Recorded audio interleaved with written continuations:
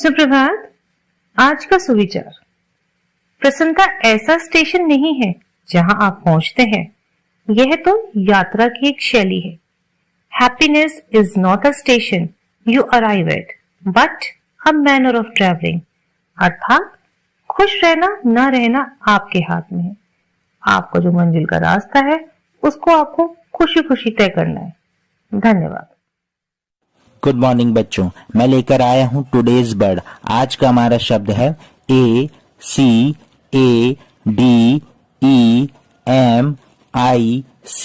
Academic. बच्चों, academic शब्द का हिंदी अर्थ होता है शैक्षिक या शैक्षणिक। तो आइए जानते हैं इसको एक सेंटेंस के माध्यम से।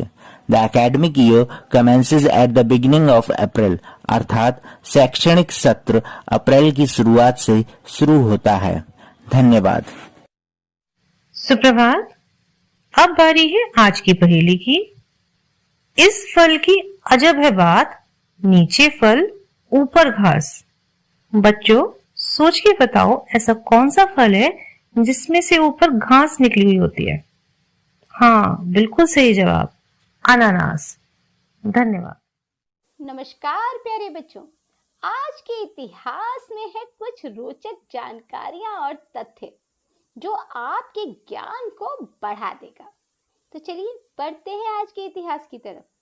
बच्चों, आज ही के दिन सन 1639 में दिल्ली में लाल किले की नींव रखी गई थी।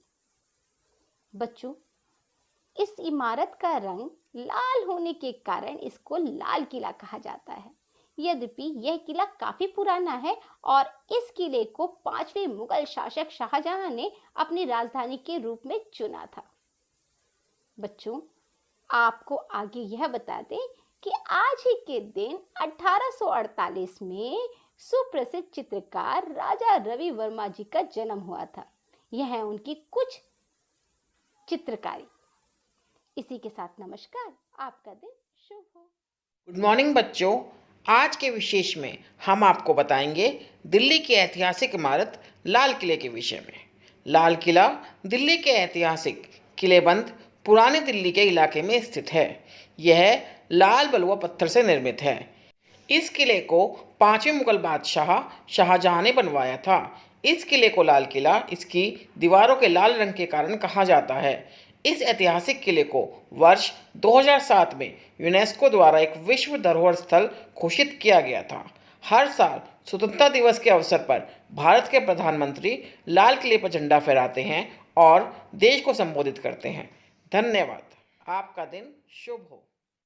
सवेरी का नमस्कार। वक्त है आज की प्रश्नोत्तरी का और आज की प्रश्नोत्तरी आधारित है भारत के प्रमुख स्थानों के भौगोलिक उपनामों पर। किसी प्रमुख भौगोलिक कारणवश जब किसी स्थान को अपने असली नाम के अलावा किसी और नाम से पुकारा जाता है तो उसे उस स्थान का भौगोलिक उपनाम कहते हैं। तो चलिए कुछ शहरों के भौगोलिक उपनामों के बारे में जानते हैं। तो आज का पहला प्रश्न है, पूर्व का स्कॉटलैंड किसे कहा जाता है? इसका उत्तर है मेघालय। प्रश्न नंबर 2, उत्तर भारत का मैनचेस्टर किसे कहते हैं? इसका उत्तर है कानपुर। प्रश्न नंबर 3, मंदिरों और घाटों का शहर किसे कहा जाता है?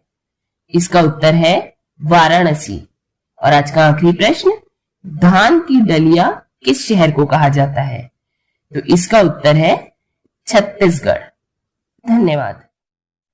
सवेरी का नमस्कार। वक्त है बाल गीत का।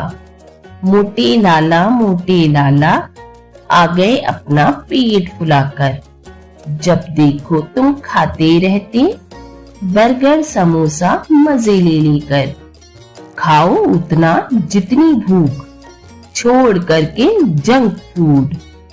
हरी सब्जी और दालों से सदा रहोगे मस्त और स्वस्थ। धन्यवाद। गुड मॉर्निंग बच्चों, आज मैं आपके लिए लाई हूँ एक नई बाल कहानी। कहानी का शीर्षक है बदलाव। किसी जमाने में एक राजा था जो प्रजा के हित के लिए कार्य करता था। एक दिन उसने अपने दरबारियों के साथ राज्य का पैदल ही भ्रमण करने का निर्णय लिया। सुबह से देर शाम तक राजा पैदल चला और जनता से मुलाकात की। महल में वापस लौटने पर राजा के पैरों में काफ़ी दर्द होने लगा, क्योंकि राजा को पैदल चलने की आदत नहीं थी। राजा के एक दरबारी ने सुझाव दिया, महाराज, राज्य की सड़कें ठीक नहीं हैं, इनको बदलना पड़ेगा। राजा ने निर्णय लिया, क्यों न चमड़े की सड़कें बनाई जाएं, जिन पर बिना तकलीफ चला जा सकेगा। सड़कों के लिए बड़ी मात्रा में चमड़ा चाहिए था, वहीं राज्य काफ़ी धन भी इस परियोजना पर खर्च होता। राजा अभी इन सभी खर्चों का हिसाब लगा रहा था कि एक व्यक्ति ने सुझाव दिया, महाराज, सड़कों को बदलने से अच्छा है कि हम स्वयं में क्यों ना बदलाव करें। राजा ने कहा, आपकी बात का मतलब नहीं समझा, कृपया करके विस्तार से बताएं। उस व्यक्ति ने कहा, महाराज, क्यों ना सभी लोग पैरों में चमड़ा पहनकर चलें, इससे सभी आसानी से सड़कों पर चल सकेंगे। राजा को यह आइडिया क्लिक कर गया और फिर पैरों में पहने जाने वाले चमड़े के इन जूतों का रूप ले लिया गया। यह कहानी संदेश देती है कि दुनिया को बदलने की जगह स्वयं में बदलाव करने की आवश्यकता होती है, तो किसी को भी कुछ भी बदलने की जरूरत नहीं है। धन्यवाद। नमस्कार, मैं प्रेम वर्मा। आज मोटिवेट और सेल्फ का विषय है मिशन अभ्युदय का अर्थ। अभ्युदय का शाब्दिक अर्थ होता है सूर्योदय और इसे उन्नति या उत्थान, उत्तरोत्तर वृद्धि या लाभ, आरंभ, कल्याण, मनोरथ की प्राप्ति आदि भावों के लिए भी प्रयोग किया जाता है। भारतीय इतिहास में अभ्युदय एक ऐतिहासिक साप्ताहिक पत्र है जिसकी शुरुआत पंडित मदन मोहन मालवीय ने की थी। सन 1907 में बसंत पंचमी के दिन हिंदी पत्रकारिता ने नया उदय देखा। यह उदय मालवीय जी के समाचार पत्र अभ्युदय के रूप में हुआ था। यह एक साप्ताहिक पत्र था। मालवीय जी ने अभ्युदय के लिए जो संपादकीय नीति तैयार की थी उसका मूल तत्व था स्वराज। महामना ने अभ्युदय में ग्रामीण लोगों की समस्याओं को महत्वपूर्ण स्थान दिया था, जिसका उदाहरण अभ्युदय के पृष्ठों पर लिखा यह वाक्य था, कृपा कर पढ़ने के बाद अभ्युदय किसी किसान भाई को दे दीजिए। प्राथमिक शिक्षा का कार्यक्षेत्र भी ग्रामीण परिवेश है। शिक्षण हमारा धर्म और बेसिक शिक्षा में उन्नयन हमारा उद्देश्य है। इसीलिए इस मिशन का नाम अभ्युदय रखा गया।